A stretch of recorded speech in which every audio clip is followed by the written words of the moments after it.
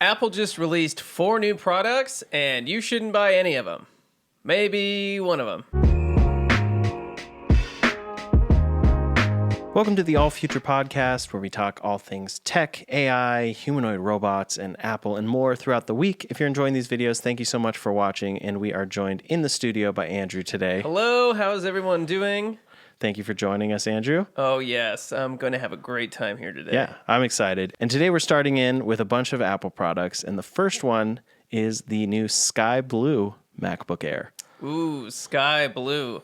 I think this thing looks really cool. We talked about this too, but it comes with a matching MagSafe cable. And the MagSafe cable, Apple has a history of coming out with these new color schemes and things like that, and it would be more exciting. I know the M4 is like the real thing to upgrade for, but really people really die for these new colors of these things. Mm-hmm. And we saw Death of Space Gray this year in this cycle. Yeah. But this Glacier Blue is the Model Y one. This Sky Blue, definitely a different color. Definitely very different, extremely different colors, of course. It's the year of light blue tech products, I guess. Very much. But yeah, it's cool. I like the color. I'd get this if I was going to get a new MacBook Air. I would definitely get this. Yeah, so it's available in Sky Blue here, and then Silver, and then Starlight and Midnight. I personally like the Midnight. I'm using a Midnight MacBook Pro right now, and I think they did some sort of slight change that actually made it so it doesn't have as many fingerprints as it did before, because it would just kind of gather this like patina almost, but not like just with normal fingerprints, not like your hand was gross or anything. But yeah, I'm curious about Sky Blue. I think people are excited about new colors because it's something different, and it's that differentiating factor that we talk about all the time with these things, you know? I used to be the guy who would complain that Apple products didn't change over a period of time. And now that they're giving us these like slight changes, I don't know how to feel about it. I still like it, but it's just not enough. And the M4 is great. Like the specs on it have been really good, right? Yeah. Yeah, so we have a 10-core CPU and up to 10-core GPU and support for up to 32 gigabytes of unified memory. So they say that the MacBook Air is up to 2 times faster than the M1 model. The neural engine tasks are up to 3 times faster. And yeah, overall, this is just going to be a great chip for people to use. I always think that it's exciting as well because you have last year's model that now goes on sale, which means the M3, which also was a very good chip, is going to quickly go on sale. So for customers who don't need the latest, greatest, absolutely amazing thing, that's still very good. I will say the bump from M2 to M3 was nice, but it seems like the bump from M3 to M4 is a little more significant. And always great to see their base model computer coming out and having a great chip within it. Yeah, if you're rocking like an M1 or before, this is going to be a real thing that you feel to go to M4. I think I'm on M2 with most of my stuff right now, and really I'm not having any issues of the computer choking on anything. I've edited 4K video, and it just starts to choke at the very end. It might get like when you put all your effects on it. I've, done tons of like windows open at the same time or tons of Photoshop things, and never, ever had a problem with my M2 MacBook Pro so far. Yeah. So this starts at $999, which is a slightly lower price. Always great to see a price drop on a great computer. And education discount or education pricing starts at $899. And this will officially become available on March 12th, but you can pre-order it today if you want to get this new MacBook Air. But we're not like just trying to sell it. We're just talking about it, I think it's actually a great deal. If this is your first, college computer or something like that, you want to use it for the next 4 years. With that education discount, that's like huge. That's in the territory of a lot of other PC laptops that are of that high quality. Yeah, and it's already in that small package. The MacBook Air is a great form factor, and it doesn't quite feel as like gimmicky almost as it felt before. Like the envelope one on the original launch was awesome, but it had a little bit of that like, yeah, this is like a razor thin edge, but it also tapers and stuff. And now it's a little more of kind of a normal design, in my opinion. So I like the MacBook Air, but on the complete other side, we have the new Mac Studio. So Apple has announced the new Mac Studio, and this has two different chips within it, an M4 Max and then an M3 Ultra, which is very interesting because many people are not happy that there's no M4 Ultra chip. I think that's actually just not an upgrade for the Ultra version of the Mac Studio. I think we had the M2 Ultra before, so this is an upgrade. It's just not an upgrade of what they wanted it to be. And so we have not had a real upgrade of this machine in a long time, like years and years. I think all of everything on these were M2 and below, and all the laptops started lapping this device, even though this device was supposed to be their latest and greatest, and you can customize it to be, you know, a workhorse machine for really big edits or really big studio sorts of things. Yeah, so the M4 Max isn't obviously the upgrade to the M3 Max. It can be configured with up to 16-core CPU, 40-core GPU, and up to 128 gigabytes of unified memory.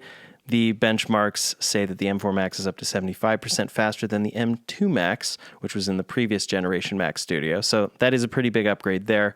And then, yeah, the M3 Ultra is, like you're saying, a upgrade from the M2 Ultra.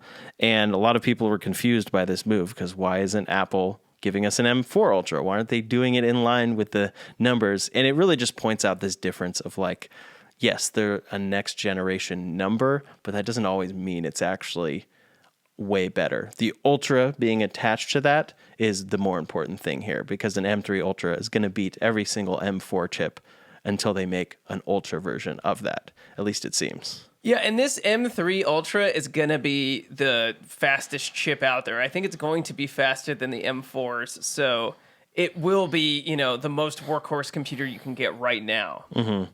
Yeah, I'm a little bit like I was on the fence of waiting for like I want to wait for the M4 Ultra version of the Mac Studio to upgrade my like desktop computer. And so this is a little odd to me, but I think it is what you're saying and what we're both saying. It's that thing of I don't think it's ever going to be actually fully in line. And Apple actually directly addressed this. They said specifically that when they were asked, they said there will not be every generation chip getting an Ultra tier. So that means we probably will never actually see an M4 Ultra. We're actually probably the next Ultra chip will be the 5 after that. And I wouldn't be surprised if the M5 Ultra arrives once they're already on like M6 for their other computers. And it seems like this thing where it kind of lags, but it's because they're dealing with pro users, which are buying like $5,000 to $14,000 computers. And then within a year, it's like, feels like it's outdated. It's kind of a frustrating thing. Yeah, it's really tough with these studios. It's really like a pro product that you're selling to companies like Pixar, or, you know, whoever's doing incredibly crazy render jobs or video jobs, right? And so you do upgrade your gear every so often because if you can save the time on those renders, it could be like a literal day you're saving on rendering time. Or if these things are more efficient, it can literally be saving electricity or just crazy things when people do things at that kind of scale that we just don't understand as personal users. But it comes in at $2,000 starting, right? Yeah, so this starts at about $1,999, which I don't know if you know, but with tax actually means it's a little over $2,000. Ah, okay. They got you there, though, because it had a 1 in the first digit, as we're so used to. I guess they don't do the 99 cents thing on top of that, so that's kind of nice. But anyways, it's $2,000 for that with the M4 Max chip, and then $4,000 for the M3 Ultra chip. And then you can do various upgrades from there. One of the other upgrades is the Thunderbolt 5 cable, which I have only seen anything about Thunderbolt 4 and anything like any hard drive only has up to Thunderbolt 4 capacity. Mm-hmm. But we'll actually see an upgrade in, transfer speed between these things, which is kind of crazy that this keeps increasing. It's another one of those things that it's like, do we need a Thunderbolt 5? Like I think we're still on like 2 and 3 in generation. Yeah. Like, we're running two 4K feeds right now through a Thunderbolt 2, cabling system, and it's not choking that bad. It's doing a pretty great job. So I wonder who's using these Thunderbolt 5 cables that really needs it. Yeah, but I guess it's those pro people probably at these companies. It does support some pretty amazing stuff. Like if we look here, the Thunderbolt 5 can be USB. It can work as a USB-C port depending on the configuration. So there's 2 of those on the front, an SD card slot, and then the rear is 4 of the Thunderbolt 5 ports, HDMI, 10 gigabit Ethernet, 2 USB-As, a headphone jack, a power connector, and a power button. So it supports everything that the previous one did, but up to 8 6K displays, such as Apple's Pro Display XDR, whereas the previous version only had 6 displays supported. So I was pretty worried about that in here. I'm getting, I need to get my 8 Apple displays. 6K. That's pretty. None of your 4K nonsense. That's pretty amazing. I would love to. Are you in this situation that you need 8 and you were tapped out at 6? I'm very curious because otherwise, it really does seem like that's like a corporate level issue to have. Comment below if you're using 8 6K monitors at your job right now. Let us know. You should just get an Apple Vision Pro at that point. Then you can actually, have all those screens in front of you in a way that's probably more comfortable than putting them all right up next to each other. And that is the one time you could definitely argue that you're saving money with the Apple Vision Pro. From the 6 displays that might cost you $20,000. One other product that Apple just released as well is the M3. No, not MacBook. The M3 iPad Air. So they've upgraded most of the iPads above this to the M4. The Pro has the M4, and I think that was the first product to get the M4. Correct. Then the MacBook Pros. Now we're on the Airs and the Studio and the Mini. Mini already got it. But iPad Air with the M3 chip is officially out and in the same timeline. So it's available to order today, and then it's coming out on the 12th. Yeah, it's a weird move, I guess, again, to not put an M4 in it. Maybe it's like a cost-cutting measure or something like that. It's hard to tell at this point, and this is extremely confusing for us, too, if it's confusing for you at home. But I think the good news is whether you get something with an M3 or an M4, it's going to be a great device regardless. So it's not as big of a deal as it used to be. Yeah, the one thing I still kind of forget about is that they sell the 11 and 13 inch of the Air now, which is pretty cool because that gives a 13 inch large iPad at a lower price point than having to upgrade all the way to Pro. So you have the 11 inch right here at $599 and the 13 inch at $799. Yeah, I mean, those are great prices if you use an iPad as a device that's like a professional device. I know a lot of people who use it for reading or reading sheet music or things like that, where you can get an 11 or 13 inch and actually use it. You used to have to get that in the Pro and all the Pro sizes. So this is a more professional device. And what we're going to talk about next is the less professional device, but something they really gypped us on. Yeah, so the new iPad has the new A16 chip, and this is the base level iPad, which is actually cheaper than the iPad mini, which is still a little weird to me. But it has more RAM than the iPad 10 did, and we can see it right here in all of these different colors. But the one thing about this RAM is it does not support Apple Intelligence because it requires at least 8 gigabytes of RAM, whereas the A16 only has 6 gigabytes of RAM. What are your thoughts, Andrew? Man, what a world we're living in that you can get an Apple device now that they're not building for Apple Intelligence and that they wouldn't just like bump up the price a little bit. I guess they really figured out, or I don't know how far in advance this would have had to go, or where in your planning stage you figured out that you needed Apple Intelligence on every single device that you made. But it seems like now they can't get their stuff together. There's reports now of Apple Intelligence, like the real Apple Intelligence they showed us, being, delayed. And so it's really interesting to see that. I would imagine that the average iPad user, which is like a child or something, like most of these people are buying them for their kids. Sometimes you buy them as like a remote control or something like that. There's not really people, I don't know a lot of people who buy a normal iPad for their viewing device or whatever, but you don't really need Apple Intelligence on it. I don't think this is like a bad move. I rarely use Apple Intelligence in any of the things they've had so far. Yeah. And if you just had a cell phone that had Apple Intelligence on it and then had this iPad, you would still have all the tools you would need to sort of like have that voice assistant, which is really the thing we're talking about when we're talking about Apple Intelligence, is intelligent Siri, right? We're not talking about any of the other gimmicky stuff. We need intelligent Siri on these things. Do you need that on the device that you're using for your kids to play games, or that you're using to watch TV before you go to bed, or the remote control for your house or something like that? I think this is just a great way for people to have an Apple product in their house to use whenever they want. That's the cheapest version of whatever this thing is. It's a good idea. Yeah, absolutely. I mean, I have one of these that is specifically for like security cameras, just so it's like always kind of on that screen. And it made the most sense because of the price point and everything. But yeah, it still starts at $349, which is a good price. And then it is an upgraded chip. And if you just look at the colors here, I mean, these just don't, it's just the complete opposite, polar opposite of what their like pro colors are. And so this is very indicative of the market that you're talking about, like this bright yellow, pink, blue, or you can just get the gray one. And it does support a lot of things and a lot of great technology, and it has, you know, the keyboard support, the pencil support, all that stuff. But I think especially at this point, when we're talking about Apple Intelligence, like you're saying, it's going to be at least another year before we get some sort of great Apple Intelligence, I think, and before this is actually fleshed out to something that the average person wants. So this is a product designed for the average person, and probably the person that just wants it to work and doesn't want to experiment with some new thing that can be kind of gimmicky. And that's where Apple Intelligence really is right now. And I think we're going to get through the entire iPhone cycle without really having much to show for the fact that it supports Apple Intelligence.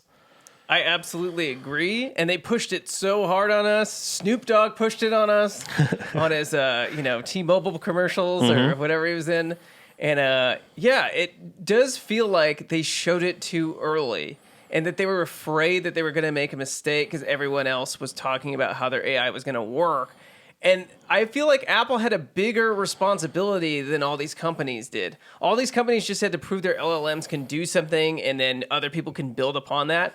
Apple had to prove that these LLMs could work seamlessly with their products in a way that you wanted. It can go into your email and tell you about an email. It can go into Safari and go fetch something for you. It can tell you about something you did in the past, or tell you about a message that you sent, and really be like looking through things instead of a search, but actively looking through your things to find what you're looking for. Yeah. And they made really, really big promises that no other company made. And now we're sort of seeing the results of that. It's going to get delayed until it's right because they know they're not going to release it until it's right. And we'll see how long it gets delayed for.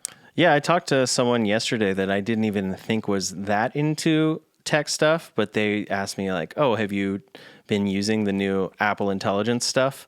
And I was like, yeah. And he was like, yeah, I mean, I just use GPT. Like, I don't know why I'd use this version of it. And I'm like, I feel the exact same. And I'm like always trying to experiment with the latest. So yeah, hasn't really delivered much. And the latest one, which is that advanced Siri, is now delayed again. And that's coming like right at the same time that Amazon has announced their upgraded Alexa version that has a smart, intelligent voice that can actually figure out context and use natural language and all this stuff. So it's like, I think when you think about AIs and their assistants, almost everyone has a great voice now. Grok has a voice on X. And so we're just still waiting on Apple to bring it to all their devices. Of course, that has maybe different implications because they have so many devices. They need to get it right because it's on the base level. It's not something that's like as experimental and located within someone's app. But yeah, it's disappointing for sure to see how late this stuff has been getting delayed. We did see one kind of cool tech launch that I wanted to show you to queue up. Okay. This is I've never known how to say any of these companies correct because I just buy Apple phones.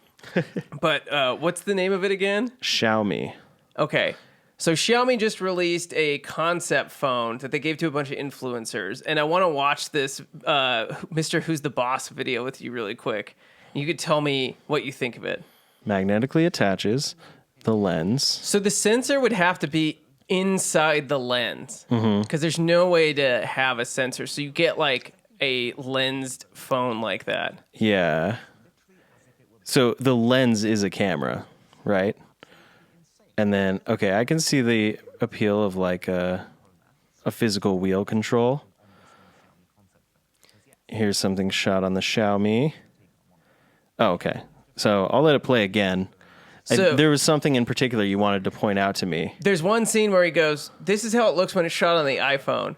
And it's actually like lit very nicely and changes the settings so it looks better on his face. Because right now in camera world, like we come from cinematography world, so I'm really, want to make sure I get these shots correct. But, right now it's very bright on him. And then we get this shot that's like, oh, this one is shot on the iPhone. And it's way more balanced. And then you get to this one's shot on the crazy camera phone. Mm-hmm. It looks the exact same. The quality difference is not there in the lens. There's not more depth of field or anything like that you would want in actually putting a camera lens on your phone. Yeah, for sure. And then also, it's way overexposed. Like it's like one stop too bright or whatever. So you've now proven that this phone looks the exact same as an iPhone and that you don't know how to light your sets. Sorry. I know how fast this stuff is done. We used to work in this all the time, but I'm so just here's the iPhone shot. Yeah, it is. He's just overexposed for this shot, for sure. That's pretty funny. It's not that exciting of a demo, of course. It is always hard to do these demos side by side and get all the factors exactly correct. But I get the concept. It's cool. You attach a lens, but like you're saying, it does, since it's attaching and there's nothing behind it that's opening, that means the sensor is within the lens. So you're going to be very limited on what lenses you have options for. And that's already kind of pancaked as a lens and it has a sensor in it. So it's like, I don't know how much better that's going to be than your in-camera lens. If you could attach something that was like a lot longer, I feel like you'd have the sensor and the other thing. But and then it's magnetic, but I guess it's wireless, probably, right? Yeah, it's Bluetooth. So it connects via Bluetooth and it magnetically attaches. I really like this as a concept. If you gave this to other manufacturers, I think they'd do a great job with it. Like if you gave it to Sigma just came out with the coolest camera that's like the actual in-between of a camera and a phone like type interface where it's touchscreen and those sorts of things. So when you give this to the right person or like say you make this available for third-party attachments, there's a camera company that's going to come out with a lens that looks super great on this. It's going to cost just as much as that phone costs. Yeah, absolutely. And this is from Xiaomi, which is a pretty big company now, and they're making a lot of great competing products in a lot of categories. And the latest one is an electric car, and that's their SU7. And this has incredibly high performance, and this is the performance variant. In particular, 3 motors and a 1.98 second 0 to 62 or 0 to 100 kilometers per hour. And that beats the Model S Plaid's 1.99 seconds. And I guess this doesn't quite beat the Lucid Air Sapphire, which is like 1.89 or something. There are crazy amounts of difference, little amounts of difference here. But pretty cool to see a new brand like this bringing out a car with some pretty amazing specs. That is wild. I didn't know that. And, there but for the grace of God goes Apple for giving up on Project Titan and seeing if they can make a competition to something like a Tesla. Yeah, they gave up and all the Chinese brands are going hard on, we make smartphones and electric cars. Yeah, it's going to be tough to catch some of these brands in the future, but we'll see what happens. And I don't recommend that you buy any of these Apple products that we just talked about. Maybe the iPad. Go get the generation below all of them. Unless you need that studio upgrade. Yeah, the Mac Studio might make sense, even though it seems weird. We might be waiting for an M5 Ultra, which won't come until you get an M6 chip for the iPad.